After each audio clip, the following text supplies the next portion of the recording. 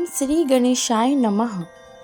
आप सभी को विनायक चतुर्थी की हार्दिक शुभकामनाएं। आज हम आपको सुनाने वाले हैं विनायक चतुर्थी व्रत कथा।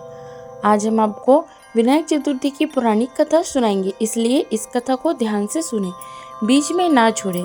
श्री गणेश चतुर्थी व्रत की पौराणिक कथा के अनुसार एक बार भगवान शिव तथा माता पार्वती नर्मदा नदी के किनारे बैठे थे और वहां माता पार्वती ने भगवान शिव के समय व्यतीत करने के लिए चौसर खेलने को कहा।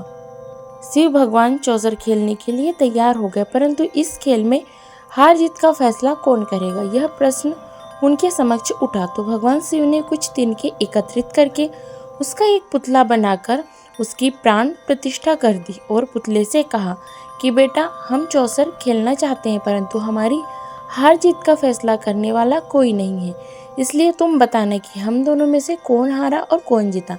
इसके बाद भगवान शिव और माता पार्वती का चौसर खेलना शुरू हो गया और यह खेल 3 बार खेला गया और संयोग से 3 बार माता पार्वती ही जीत गई। और खेल समाप्त होने के बाद बालक से हार जीत का फैसला करने के लिए कहा गया, तो उस बालक ने महादेव को विजय बताया। यह सुनकर माता पार्वती क्रोधित हो गई और क्रोध में उन्होंने बालक को लंगड़ा होने, कीचड़ में पड़े रहने का श्राप दिया और बालक ने माता पार्वती से माफ़ी मांगी और कहा कि यह मुझसे अज्ञानतावश हुआ है, मैंने किसी द्वेष भाव में ऐसा नहीं किया।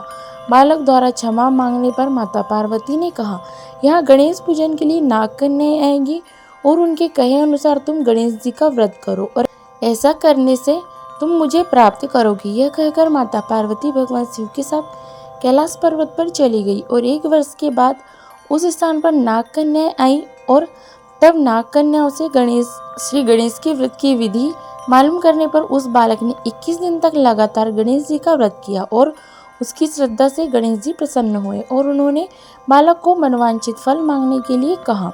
उस पर उस बालक ने कहा कि हे विनायक, मुझ में इतनी शक्ति दीजिए कि मैं अपने पैरों से चलकर अपने माता पिता के साथ कैलाश पर्वत पर पहुंच सकूं और वे यह देखकर प्रसन्न हो जाएंगे। तब बालक को वरदान देकर भगवान श्री गणेश जी अंतर ध्यान हो गए और इसके बाद वह बालक कैलाश पर्वत पर पहुंच गया और कैलाश पर्वत पर पहुंचने की अपनी कथा उसने भगवान शिव को सुनाई। और चौसर वाले दिन से माता पार्वती भगवान जी से विमुख हो गई थी और अतः देवी रुष्ट होने पर भगवान शिव ने बालक के बताए अनुसार 21 दिनों तक श्री गणेश जी का व्रत किया और इस व्रत के प्रभाव से माता पार्वती के मन में भगवान शिव के लिए जो नाराजगी थी वह समाप्त हो गई।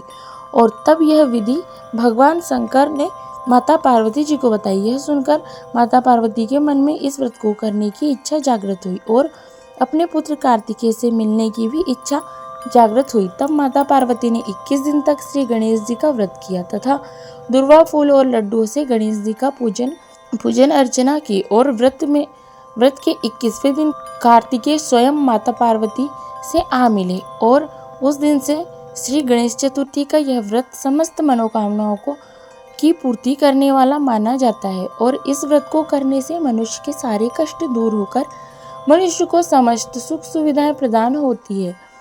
बोलो भगवान श्री गणेश की जय हो। तो आशा करती हूँ यह जानकारी आपको अच्छी लगी होगी। ऐसी ही ज्ञानवर्धक जानकारियाँ प्राप्त करते रहने के लिए, व्रत पूजा के बारे में जानने के लिए, कथा सुनने के लिए चैनल को सब्सक्राइब करें।